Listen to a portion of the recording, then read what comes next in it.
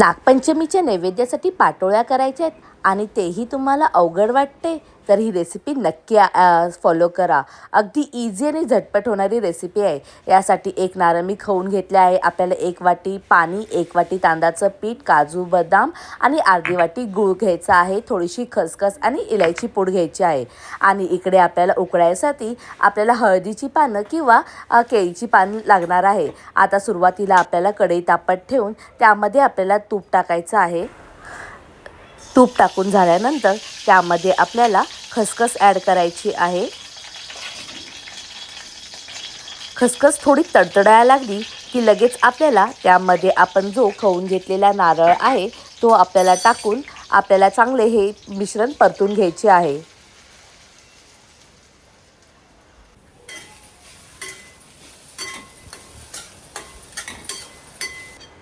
अगदी 1 ते 2 मिनटं आपला नारळाचा खीस आपला परतून झाल्यानंतर त्यामध्ये आपल्या आवडीनुसार तुम्ही ड्रायफ्रूट्स टाका आणि त्यानंतर आपण जो अर्धी वाटी गूळ घेतला आहे तो आपण ॲड करायचा आहे. जर तुम्हाला जास्त गोड हवं असेल तर तुम्ही ह्याला पाऊण वाटी गूळ घेऊ शकता. आपण ही तयारी आदल्याच दिवशी करून ठेवायची आहे. आता छान असं आता मिश्रण आपल्याला चांगले परतून घ्यायचे आहे. त्यानंतर आवडीनुसार आपण इकडे इलायची पूड ॲड करत आहे. मी इकडे 1 चमचा, तेही आपल्याला चांगले परतून घ्यायचे आहेत.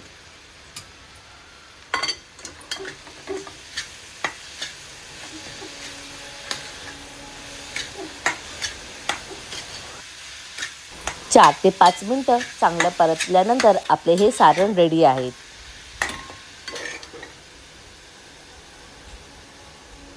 आता आपल्याला वरचे आवरण बनवण्यासाठी इकडे मी एक पातेलं घेतलेलं आहे.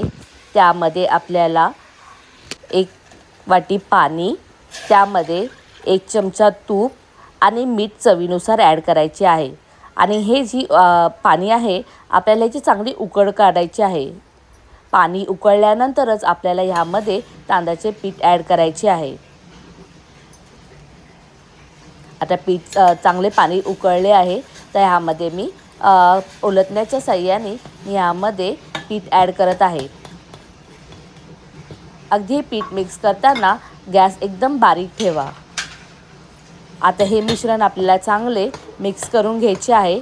त्यानंतर ह्यावर झाकण ठेवून आपल्याला हे मिश्रण असेच 10 ते 15 मिनटं असेच ठेवून द्यायचे आहे. आता 10 ते 15 मिनटानंतर हे मिश्रण आपल्याला एका वाटीच्या साहाय्याने किंवा तुमच्याकडे मॅशर आहे त्या साहाय्याने आपल्याला हे पीठ चांगले एकजीव करून घ्यायचे आहे. एका परातीमध्ये मी हे पीठ काढून घेतलेले आहे.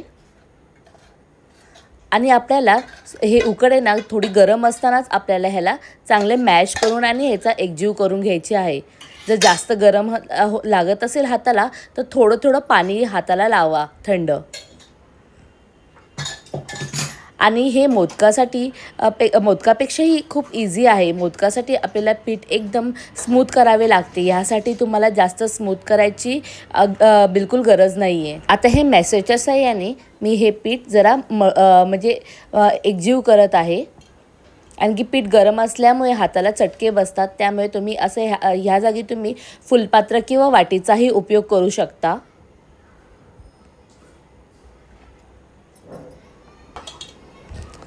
आता थोडेसे गार झाल्यानंतर आपल्याला थोडा थंड पाण्याचा हाताला पाणी बुडवून आपण हे पीठ असे एकजीव करून घ्यायचे आहे. चांगला आपल्याला ह्याचा गोळा बनवून घ्यायचा आहे. चांगले मळून घ्यायचे आहे. आपण जसं जसं मळायला सुरुवात करू तसं तसं पीठ एकदम कोमट होत जातं. म्हणून ह्याला चांगले मिश्रणाला चांगलं आपल्याला मळून घ्यायचे आहे.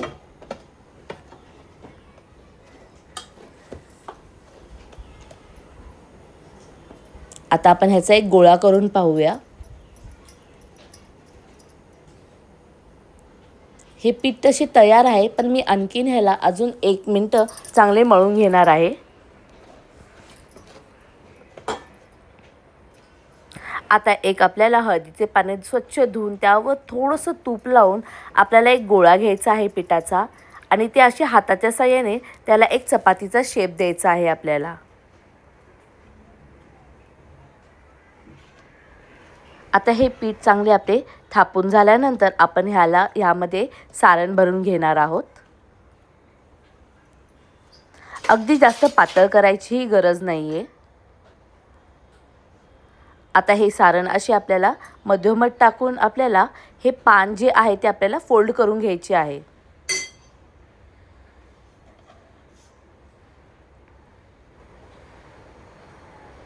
तयार आहे आपली पातोळी. आता आपल्याला हे एका साईडला मी इकडे स्टीमर गरम करत ठेवलेला आहे. आपल्याला ह्याला 10 मिनटं वाफवून घ्यायचं आहे. तोपर्यंत मी तुम्हाला असंच अजून एक करून दाखवते.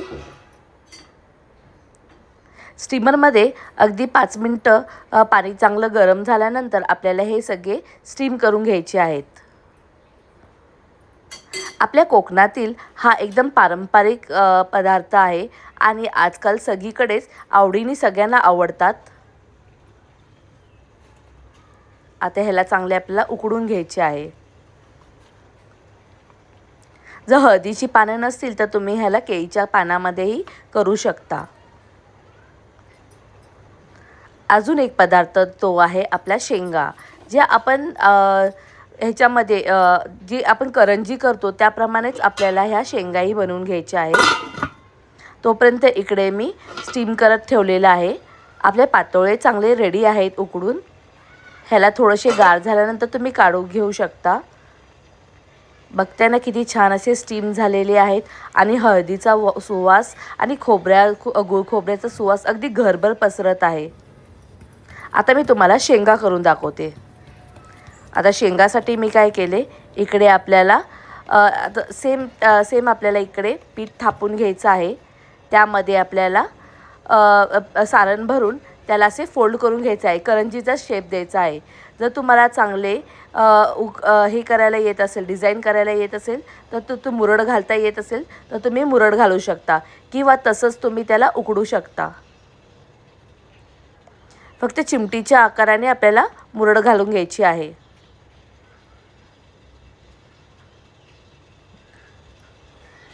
चला, आपले पारंपरिक शेंगासुद्धा रेडी आहेत. रेसिपी आवडली असेल तर नक्की लाईक, शेअर, सबस्क्राईब करायला विसरू नका आणि हा पदार्थ श्रावणात नक्की ट्राय करून पहा. Thank you for watching.